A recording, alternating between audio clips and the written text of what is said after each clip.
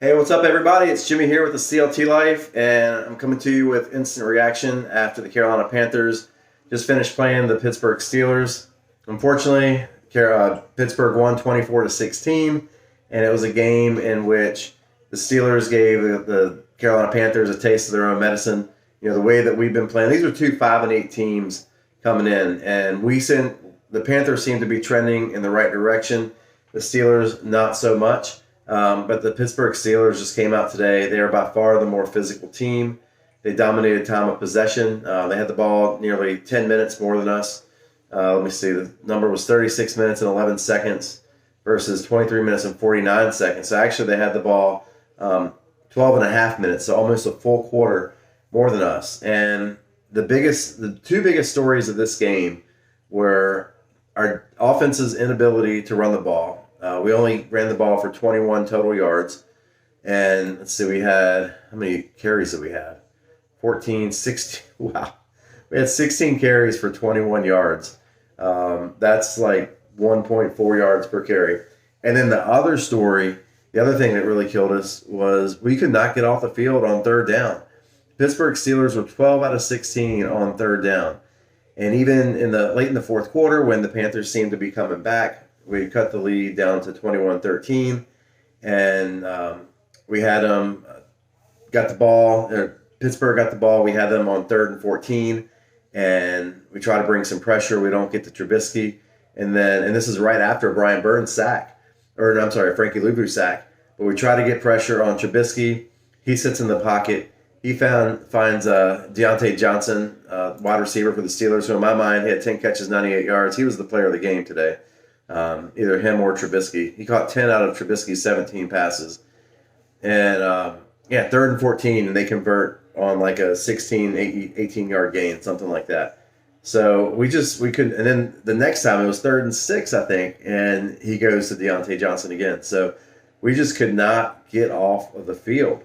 And we really got a taste of our own medicine. So the past several games when Carolina's had success the last few games, the two victories against the Broncos and the Seahawks, we ran the ball, we dominated time of possession, and the opposite happened to us today. So, last week we ran over 200 yards against the Seattle Seahawks, and today we only ran for 21 yards against the Steelers defense. Looking at some other numbers, Sam Darnold, 14 of 23, 225, and a touchdown. Sam did not play bad.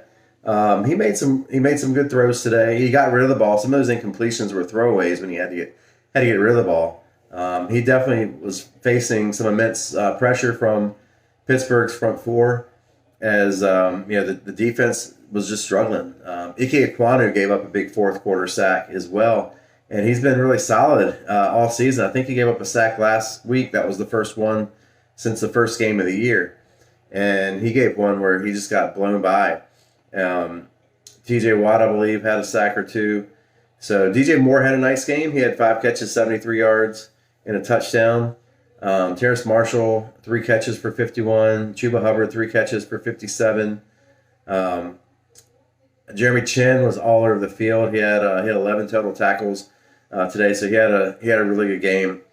But defensive line, our defensive line got pushed around the field, and our offensive line was getting pushed back. So I definitely don't blame the running game on our running backs. I blame it more on the offensive line, just not being able to establish that physical presence that we have in the past few games. So it's disappointing, when you come in with expectations, you see what's in front of you, you know that, hey, we can control our own destiny. If we win our next 4 games, we can have a winning record. We could win the NFC South. Now, we're not out of the NFC South yet, especially if Cincinnati beats Tampa Bay today. We'll still stay within a game, and we still have to play Tampa Bay and the New Orleans Saints. So we can still control our own destiny. We could still get to the playoffs with a losing record, potentially, especially if we can win our next 3 games. So we have Detroit coming up this week, followed by Tampa Bay and New Orleans. So 2 teams that we've already beaten before. So we'll see what happens.